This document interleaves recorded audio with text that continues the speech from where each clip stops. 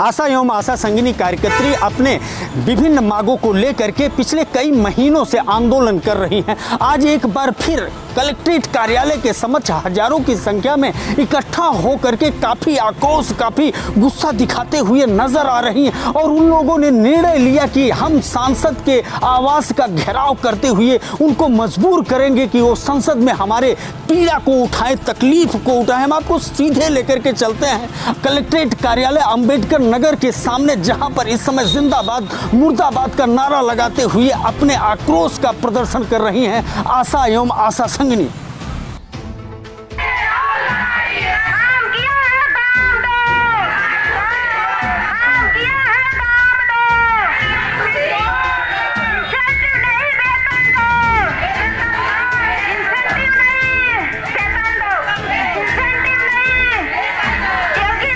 समय आप देख सकते हैं कि आशा संगिनी का आक्रोश फूट पड़ा है, गुस्सा फूट पड़ा है और वो सीधे कलेक्ट्रेट कार्यालय अंबेडकर प्रतिमा के सामने संकल्प लेने के बाद सांसद आवास की तरफ कूच कर रही हैं। क्षेत्रीय सांसद के आवास का घेराव करने के लिए हजारों की संख्या में आप देख सकते हैं कि आज पहली बार ऐतिहासिक रैली देखने को मिल रहा है आशा संगिनी का। शायद ही कभी इतना एकजुटता और एकता देखने को मिलेगा। एकदम आर पार की लड़ाई दिख रही है, क्योंकि कई महीनों से जद्दोजहद चल रहा था।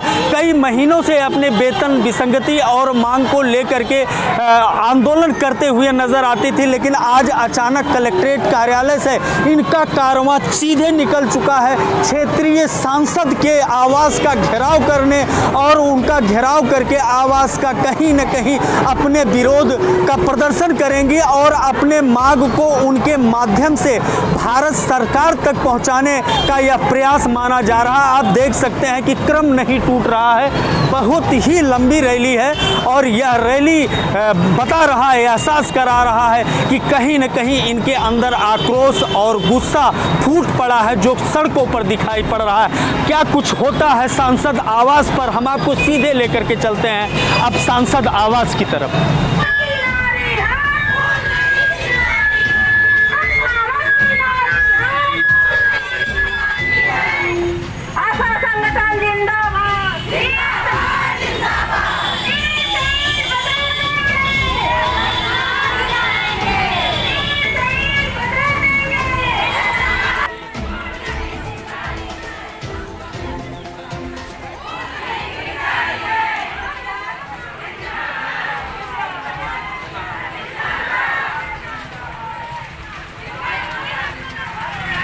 इस समय आशा एवं आशा संगिनी का रैली जुलूस जो बहुत बड़ी संख्या में इकट्ठा हुई हैं, वह सांसद आवास तक पहुंच चुके हैं और सांसद आवास का क्या नज़ारा है, क्या कुछ कहते हैं सांसद जी, हम देखते हैं वहां का नज़ारा और सुनते हैं उनकी बात।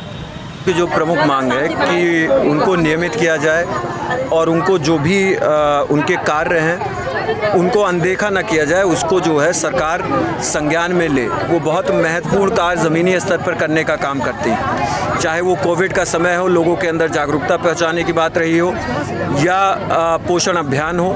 इन सभी में आशा बहुओं का या सरकार के अन्य कोई भी ज़मीनी कार्य होते हैं, इसमें आशा बहुओं का बहुत बड़ा योगदान रहता है। हमारा ये मानना है कि आशा बहुओं को नियमित करके और उनका जो मानदेय है, जो कि अगर आप देखेंगे तो बहुत ही कम है, जिससे किसी के परिवार का गुजारा नहीं हो सकता, तो हम लोगों का ये मानना है कि इनके कार्य को देखते हुए इनको ज़रूर नियमित किया जाए और नियमित करके जो सरकारी वेतन होते हैं उससे इनको लाभान्वित करके और इनको एक सम्मानजनक नौकरी देने का काम किया जाए। आप शायद इनके मांग को लोकसभा के पटल तक पहुंचाने का भी काम। देखिए, लोकसभा में आशा बहुएं और आशा कार्यकर्ताओं को लेकर के एक प्राइवेट मेंबर रेजोल्यूशन भी चल रहा है और इस रेजोल्यूशन में कुछ सांसदों ने भाग भी लिया है और अभी पिछले कई महीनों से लोकसभा सत्र जब भी चलता है इसका चलने का कार्य हो रहा है। और मेरा आशा बहुओं से यही निवेदन है कि वो जगह जगह जा कर के लोगों से, अपने प्रतिनिधियों से कहें कि जब भी लोकसभा चलती है उनके जो भी लोकसभा में प्रतिनिधित्व कर रहे हैं वो इनके पक्ष में इस रेजोल्यूशन के समय पर ज़रूर बोलने का काम करें और तभी जो है इनका कल्याण हो पाएगा और तभी लोगों को नहीं। सब मिला के इनके पीड़ा को आपने देश के सबसे बड़े सदन में पहुंचाने का काम पूरा कर। जी हाँ, वो अभी भी चल रहा है, मतलब उसके ऊपर डिस्कशंस अभी भी चल रहे हैं। संगनी कर्मचारी हैं यहाँ, 1.5 लाख आशा संगनी कर्मचारी हैं और 9 लाख आशा संगनी आशा हैं। और भैया जी उनके लिए अपनी आवाज़ उठाएं। हम आशाओं को 2000 दिया जाता है, इसके बाद इतना सारा काम करवाया जाता है। 24 गुणे 7 दिन हम लोग कार्य करते हैं। अगर हम मेहनत तो हम करते हैं, प्रयास तो हम करते हैं, हो सकता है कार्य में सफलता नहीं मिलती है तो हमें वो भी जो भी प्रोत्साहन राशि दी जाती है वो नहीं मिलती है। हमें केवल 2 ही।